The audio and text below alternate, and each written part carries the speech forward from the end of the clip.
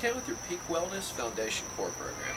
For a Foundation Core Program, you're just going to need a chair and then a stick or a ball if you have that. All right. What I'm going to do here is just show you a couple variations that you could utilize based upon your level of difficulty. All right. So our first exercise is going to be a plank.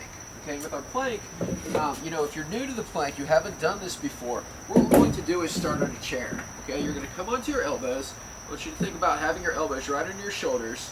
Feet and knees are pressed together. And what I'm thinking about doing is trying to keep my back fairly flat, meaning there's a line.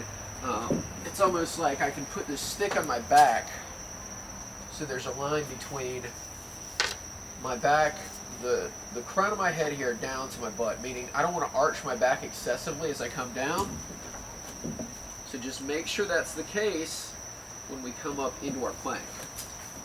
So what I'm going to do is raise up into a plank position and just hold for a period of 30 seconds, okay? And if you find that you can't do this, you're feeling this more in your arms or your legs versus your core, come down, do it for 10 seconds, come back up, and reinitiate.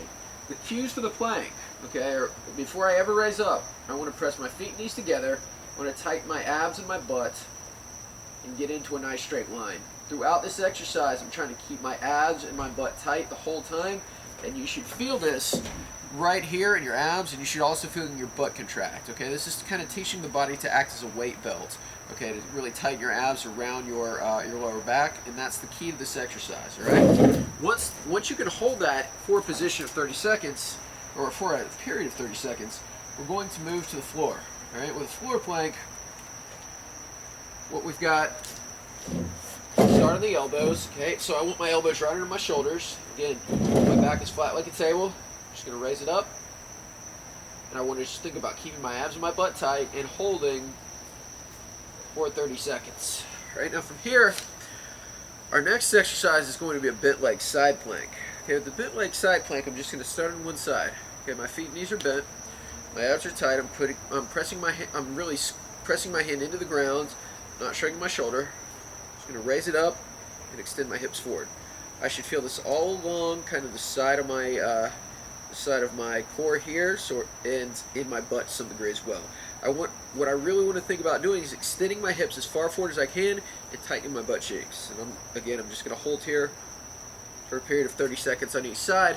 What you don't want to do is to rotate excessively or to kind of get this more in your shoulder. If you find that you're doing that, then email me for an alternative exercise. All right. So think about big chest, extend the hips forward, and hold. All right. So we've got 30 seconds on each side there. Our last exercise is going to be a glute bridge. All right. With this, I'm going to tighten my abs, push my butt up into the air. Think about pushing my knees out.